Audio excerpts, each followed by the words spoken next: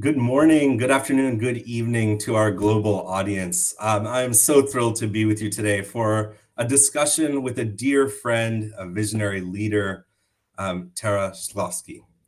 Tara, thank you for joining us. We're really excited to chat today about the critical importance of centering women and girls in the challenges we face, in the responses to climate change, in an AI revolution that's happening, and particularly in the intersection of those two. For those of you who are joining us from around the world, a little bit of a guide to what we'll do today. Really today is about a conversation about real truths, about what we need to do to understand why it is that women and girls should not just be a part of a conversation, but architects of shaping our shared responses. We'll talk a little bit about a piece that Tara and I have had the incredible journey of writing together for the World Economic Forum Agenda blog. And we'll talk a little bit about the work of Technovation. But before I do, let me introduce you all to Tara. Tara is the CEO of Technovation. It's a global tech education nonprofit that's dedicated to AI skills and leadership development for girls around the world. Tara's been recognized by all kinds of organizations. Forbes named her the pioneer empowering the incredible tech girls of the future. And Discovery Science Channel named her its first CEO Science superstar hero. Tara, I absolutely agree. For your work encouraging the next generation of innovators, problem solvers, and game changers. Since you started Technovation, you've welcomed 130,000 children and parents, 14,000 mentors to participate in programs across 100 countries. And for those of you who might not know me yet, I'm Vilas Dhar. I'm the president of the Patrick J. McGovern Foundation. We're a 21st century philanthropy. We're thinking about how we advance AI and data solutions to create a thriving, equitable, and sustainable future for everyone. I'm a computer scientist turned lawyer turned civil society advocate, and I'm dedicated to championing equity, human dignity, and compassion in a tech-enabled world. In my personal and professional life, I believe in the incredible power of communities to drive human-centered solutions to the global challenges we face. especially when we're equipped with the tools, support, and opportunities to do so. With that introduction, Tara, I'm so delighted to start our conversation. Welcome and thank you again for joining us. Thank you, Vilas. It's a treat. I've been looking forward to having really an honest conversation about all these big ideas that we are seeing and living through. So thanks for having me and thanks for supporting our work. Technovation has been able to do it thanks to your visionary championship of what we're trying to do. So. Oh, you're very kind, but we believe in deep partnerships, and we know that everybody brings the resources we have for a shared mission. But let's talk about that a little bit. I shared with our audience today that you and I have just done a piece of co-writing along with Yolanda Barilorovici, who's from our team, to talk about this critical issue that faces us. And I wonder if you want to share a little bit of the summary of the piece and kind of what the critical problem is that we're trying to address. Yeah, I mean, climate change. We live. Each of us lives through climate change in some way. We're in Silicon Valley. We get fires every year, crazy droughts. So nobody is immune to climate change. So it's the biggest.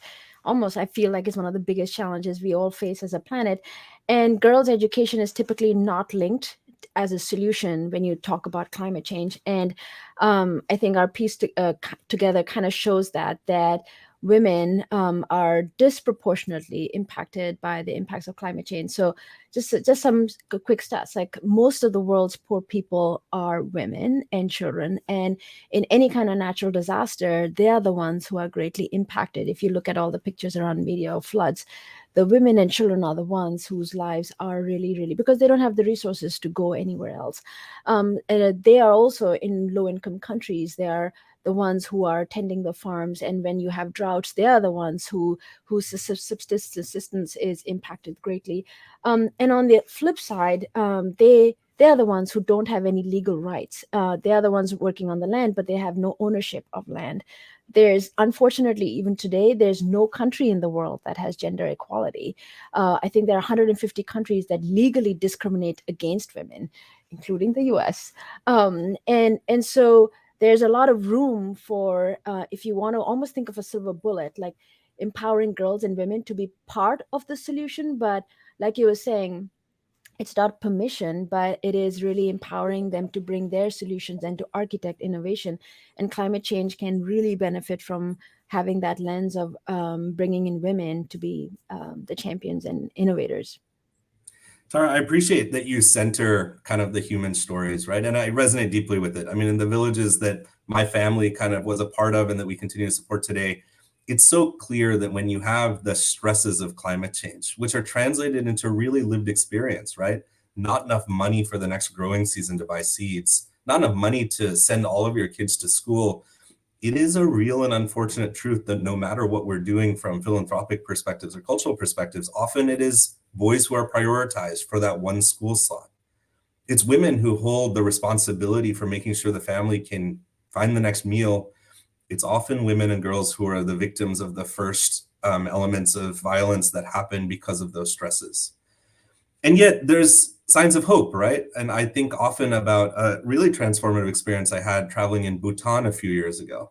It wasn't in the capital with the prime minister. It was actually up in the hills in one of the villages where I visited with a family who shared with me kind of the stresses they were facing because of climate change, lower yields that were coming from their fields and all of the pieces attached to it. But what really struck me, Tara, and I know this will resonate with you, was when I sat down with the family to have chai, kind of sitting on the floor of their house. The most exciting moment was when the young woman who was there, probably 13 or 14, reached into her bag and was so excited to show me her mobile phone. It was the only mobile phone in the family.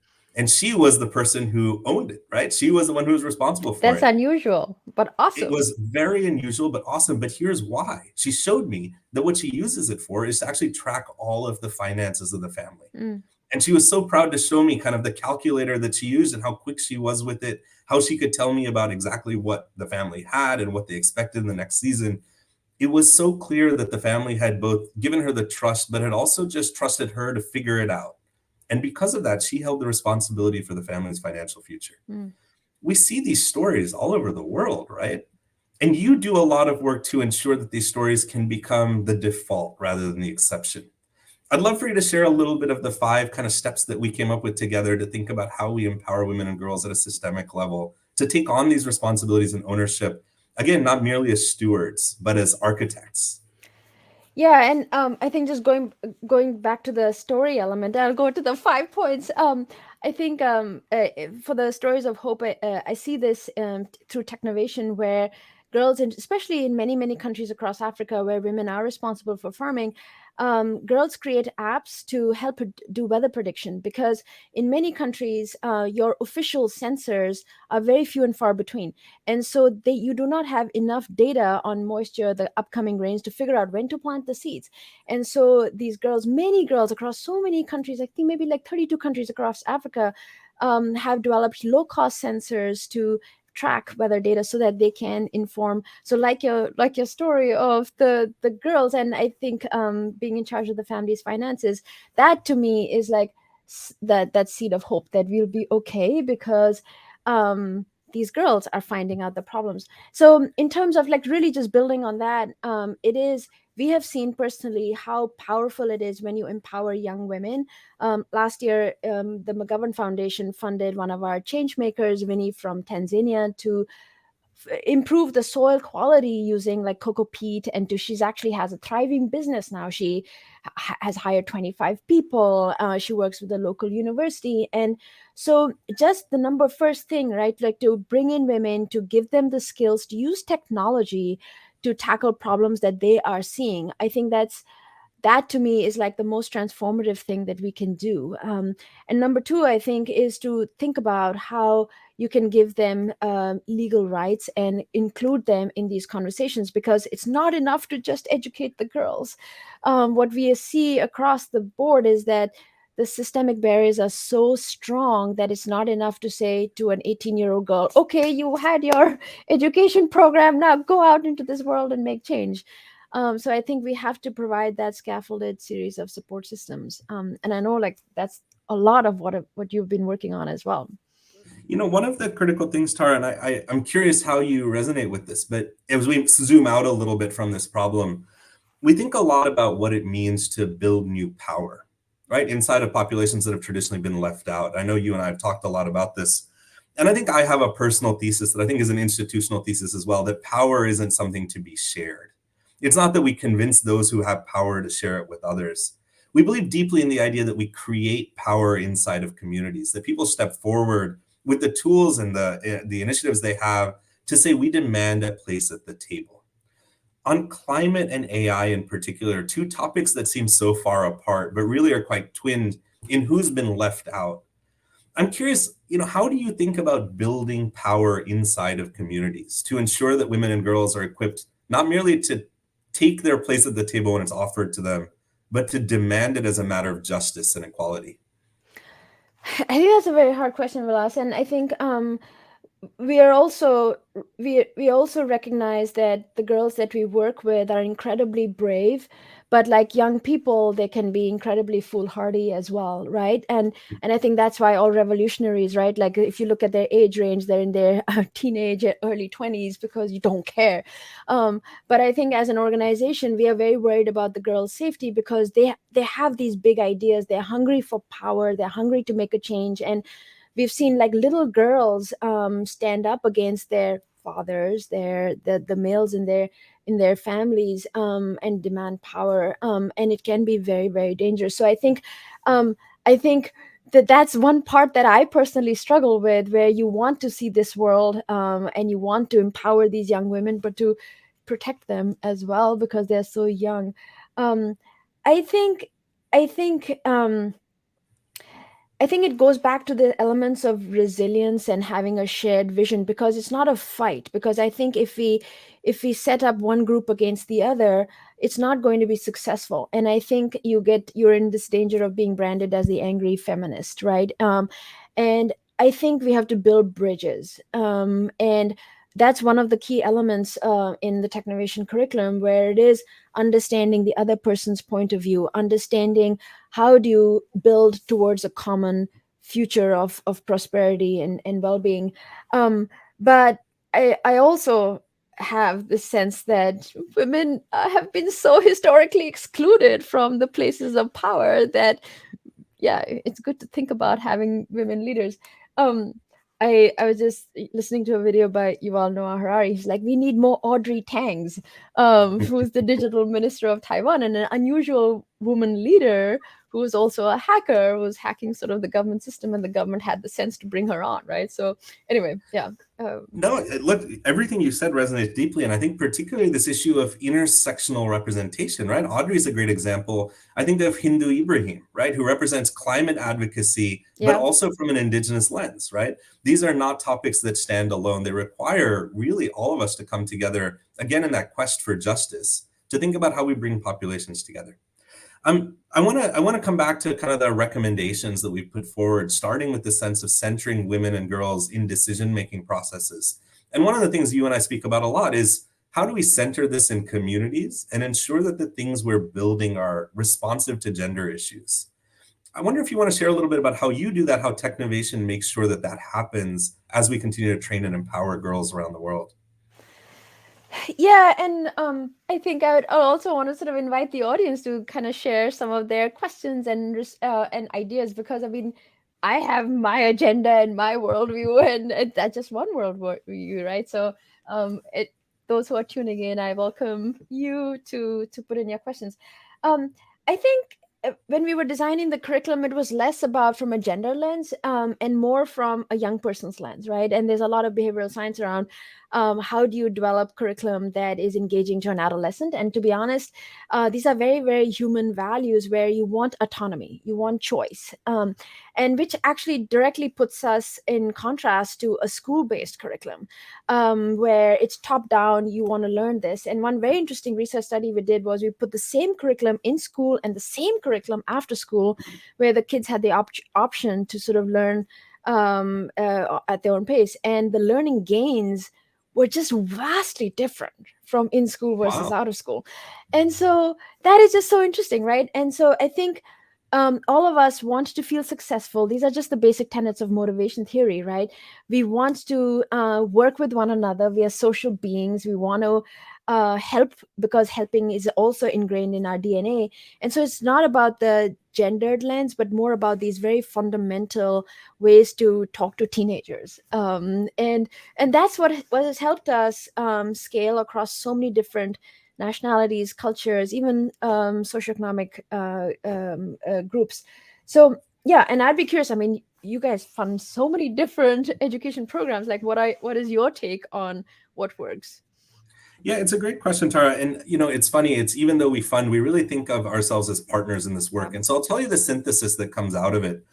One is exactly what you've shared, right? Which is ensuring that we're delivering learning at a place where girls are ready to engage with it. And ensuring that we understand that as a holistic process. It's not just about curriculum design or classroom. It's about recognizing that there are so many intersectional issues that drive the ability of an individual in a moment to engage with the topics we're talking about. If we're not looking at economic justice and social justice around student learners, then how are we ever going to get to a place where we say, hey, come in while you have food insecurity at home, you've got worries about your family security, and you're coming in and somebody's trying to teach you how to code? It doesn't work. But the extension of that, right, and where there's a lot of hope here is, I think there is a moment in time where we're seeing that these tools are somehow transformative in approach. It's not just learn a skill so you can get a job. But what we see and what we're overjoyed by is the way that people find identity and dignity, in the sense that through these tools, they can actually directly address the challenges they face. We have an amazing example, and you alluded to this earlier in your comments, but of these 3 young women in Delhi who saw the specific harms that were happening for their families because of air pollution, because of crop burning. And they said, we're going to do something about it. And I'll ask you to give us an update on where that work is, but I want to really highlight the spirit of that moment, right? This is no longer just about skills development. It's about putting agency in the hands of people, both at the front lines of vulnerability, but also at the front line of innovation. The solution they came up with, and the solution that I think your learners and learners across the world are coming up with, are so centered in lived experience that we could never rationally expect a private sector tech company to build them. And yet they're the things that'll shape our shared future, right? Yeah, absolutely. And those girls, I mean, one of the things is that these girls come into Technovation so early. So now they are going, I think Unnati is doing computer science at Georgia Tech. They're different. I mean, they're in their college years now. And I think what we are seeing in our data is that the Technovation experience of find a problem in your community and develop a solution that you actually prototype is such a life-changing experience, because it results in a fundamental shift in identity. My identity becomes that of a problem solver. So instead of saying, oh, the system is broken, you actually go and fix the system. And I think that's what we are very, very excited to see, that as we scale, we are really changing the mindsets of so many young people to be problem solvers, and have that high degree of empathy, where maybe the higher income countries have caused climate change for these other countries, and we don't have a connection to these, but you have a sense of historical justice. You have a sense of that it's you need to fix this problem, otherwise who else will, right? And so I think we are very, very excited by waiting to see, okay, where are these young women going to go when they go into the workforce, and what kinds of innovations are they going to lead? Amazing. Tara, I have one more set of topics I think we should spend some time on. I know we're coming to the end of our time together, but I want to really invite our audience, as you said, to submit some questions, and we'll try to get to as many of them as possible. But while we wait for those to come in, I think one last thing that we should really talk about. We've alluded a few times to the connection between climate and AI. And I know it's something you think a lot about, right? What does it really look like to build leaders who are able to step across those two topics and to bring their lived experience? Practically, how are you building that into the programs you do with young women? To say these are topics where you can build a mastery of a skill set, but also bring your concerns about a topic to build solutions for all of us. Yeah, Vilas, that's a very hard question. And I think we were talking earlier. I've been grappling with this quite a bit.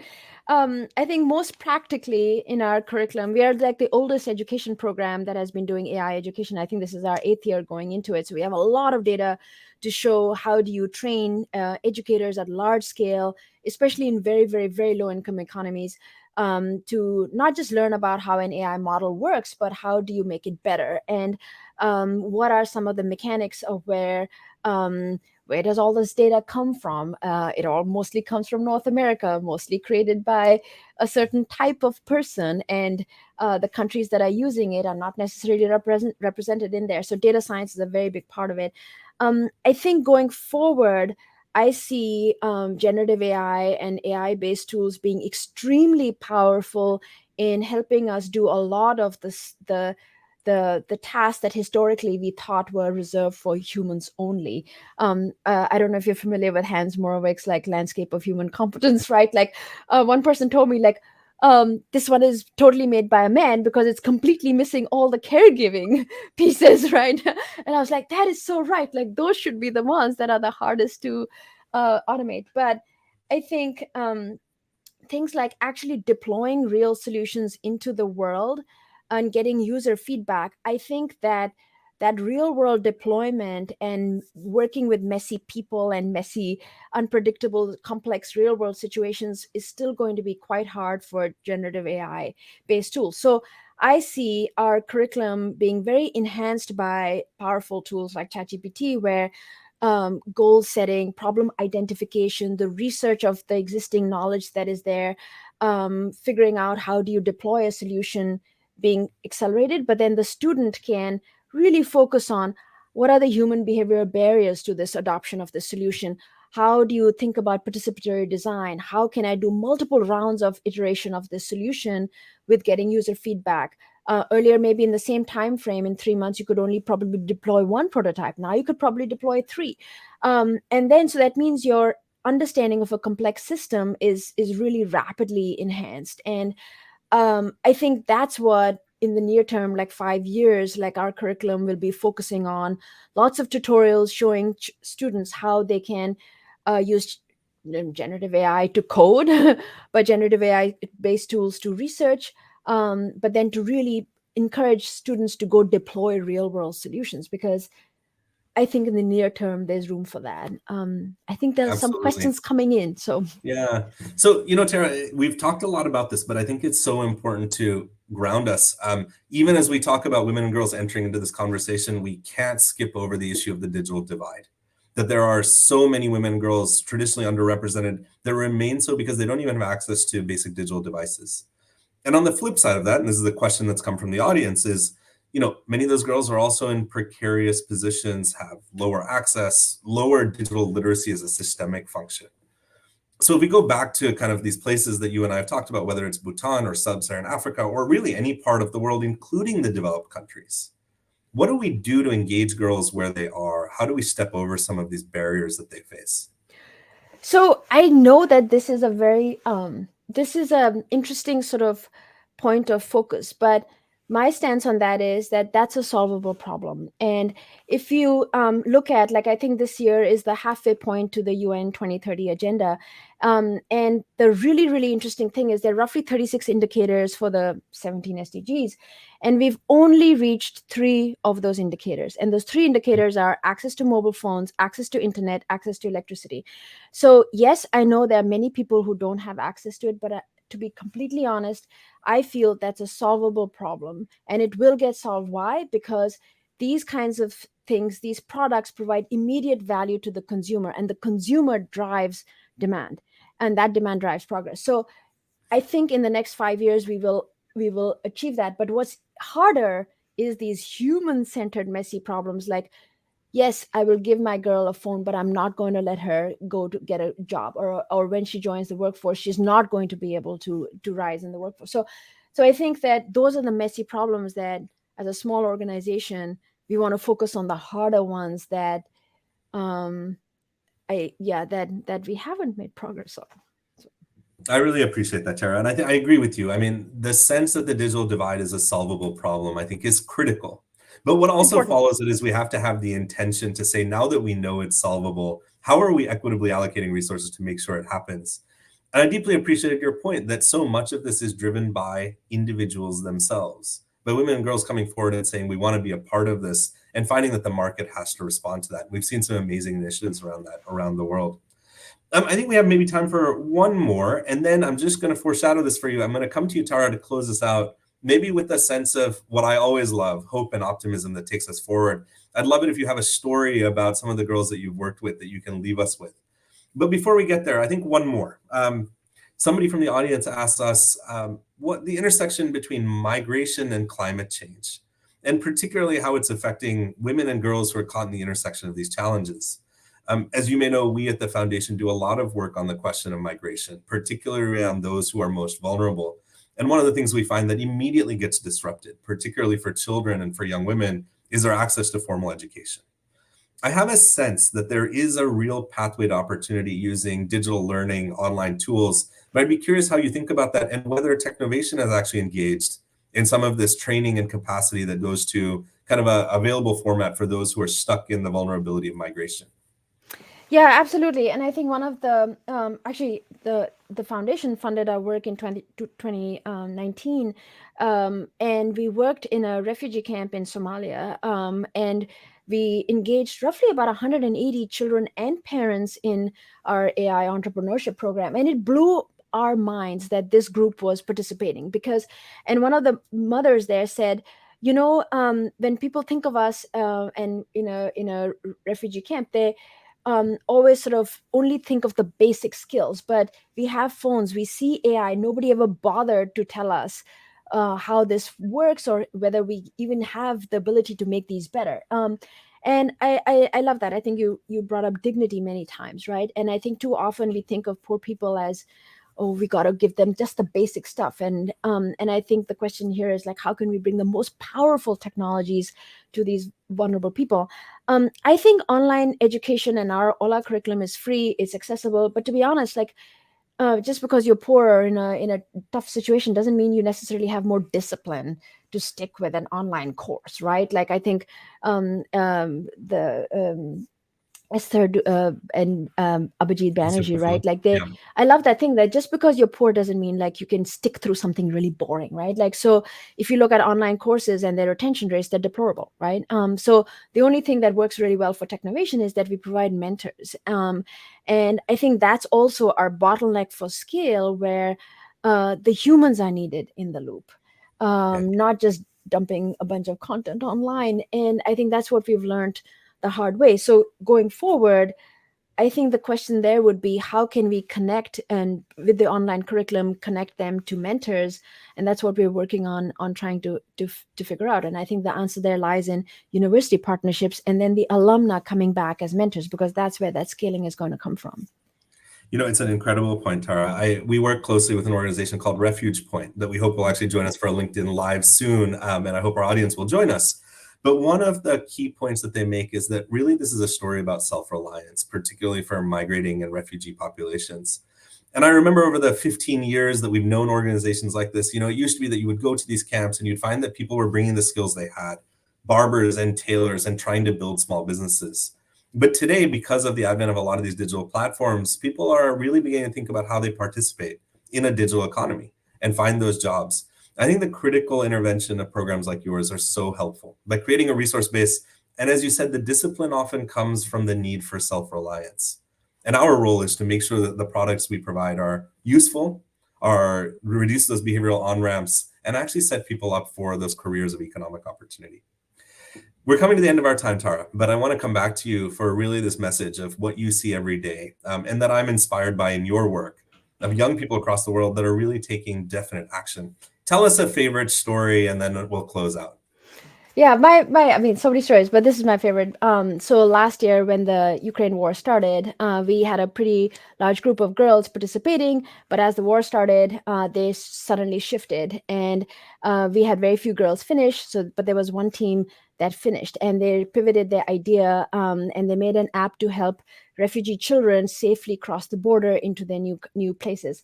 Their app was so compelling that we were actually able to get a corporate partner, TE Connectivity, to fund them to take their app to market and to actually set up an organization. So they were given a grant of $50,000. We helped them. We worked with a Ukrainian law firm to help them set up a nonprofit. All while the war is going on, and these girls' lives are completely being changed. So they left the country with their mothers while their fathers and brothers were fighting. So they went into 4 different countries. And while everything is happening, they're going into new countries, new school systems. They're like, no, this is the way we as women and girls can contribute to our country's fight. And the really powerful thing to me was that they were helping their country's economy, because they paid the lawyers who were in Kiev, and they were looking for contracts. They were looking for work. The lawyers, they were like, no, there's no person setting up new businesses now. He's like, this is so awesome that we are able to help these young women. And if you remember, like the New York Times are talking about like how women wanted to contribute, but they were not able to. And so these young girls were so proud that they could do that. And now they've pivoted to even a different, a much better idea. Some of them have graduated from their college, and it is to help refugees integrate into their new ecosystem, into their new economies. So to me, like, that is the best story and example where young women help build resilient families, resilient communities, because they are part of the formal economy, but driving innovation and helping recover, right? So I'm like, yes, the world will be okay if we have more of these young women.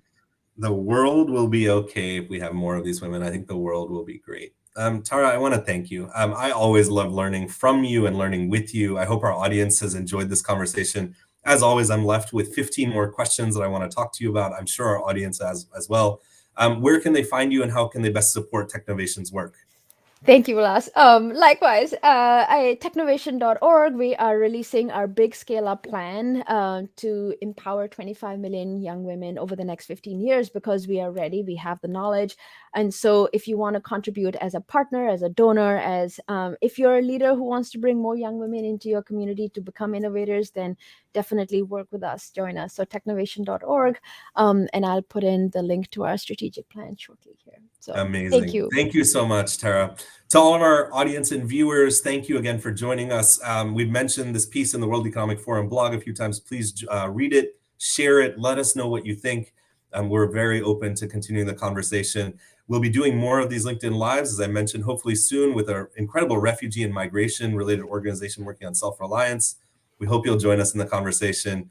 Thank you all. Have a wonderful day. Be inspired and know that there is a better world that's possible for all of us. Thank you all so much. Thank you, Tara. Thank you, Vilas. This is awesome.